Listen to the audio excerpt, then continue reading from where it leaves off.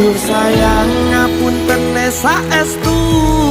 yen dereng saged nuruti apa karepmu tapi aja sumelan ana dina liyane bakal tak upayake mbok kepiye carane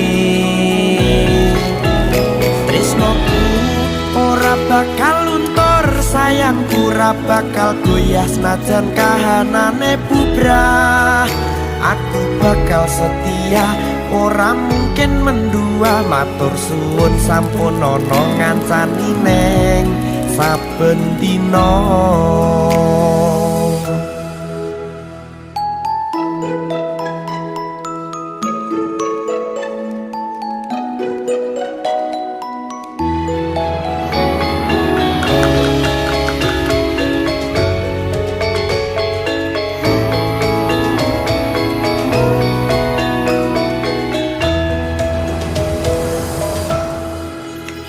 cintaku mbok yo sampun lenesu